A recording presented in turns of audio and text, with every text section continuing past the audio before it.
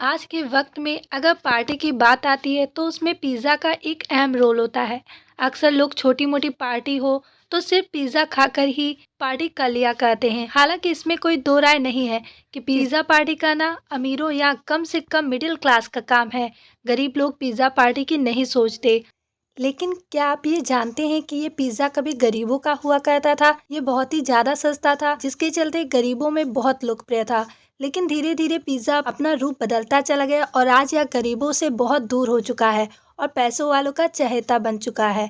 तो चलिए आज आपको बताते हैं इस बेवफा पिज़्ज़ा की कहानी जो कभी गरीबों का चहेता था लेकिन आज पैसे वालों के साथ है।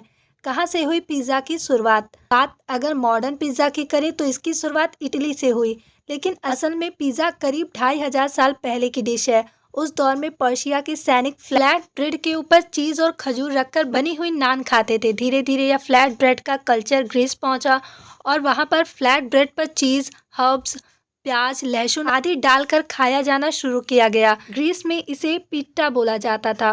फ्रेंच और इटली के पुरातत्वविद तो ये भी मानते हैं कि करीब 7000 साल पहले इटली के सर्डिनिया आइलैंड पर पिज़्ज़ा जैसी ही डिश लोग खाते थे। वह ब्रेड पर कुछ चीज़ें डालकर उसे और स्वादिष्ट बनाते थे और खाते थे।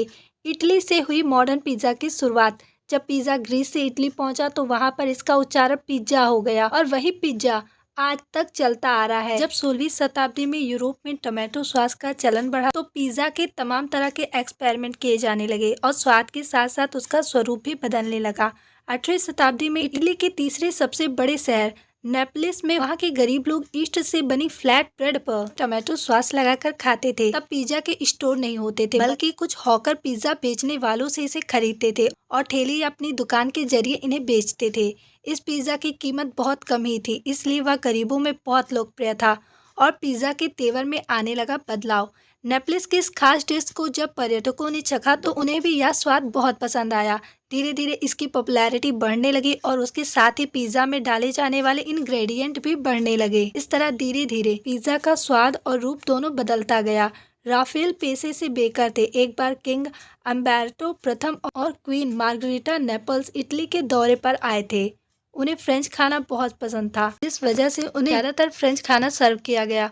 उन्होंने कुछ नया खाने की फरमाइश की, तब राफेल एस्पियोसिटो को बुलाया गया। राफेल ने किंग और क्वीन के लिए इटालियन फ्लैग के रंगों में पिज़्ज़ा बनाया। इसमें उन्होंने लाल रंग के लिए टमाटर, सफ़ेद रंग के लिए मोज़रेला चीज़ और हरे रंग के लिए तुलसी का इस्तेमाल किया।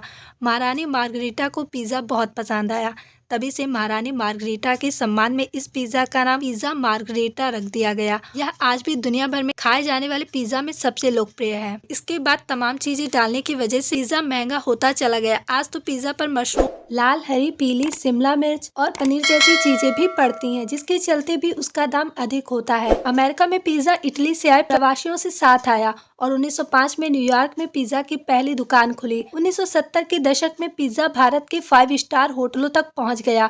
1980-90 के दशक में पिज़्ज़ा पूरे देश में फैलने लगा और आज हर छोटे बड़े शहर और मोहल्लों में पिज़्ज़ा की दुकानें देखने को मिल जाएंगी। एक दौर में जो पिज़्ज़ा गरीबों की भूख मिटाने का काम करता था, आज वह पैसों वालों की पार्टी का अहम हिस्सा है।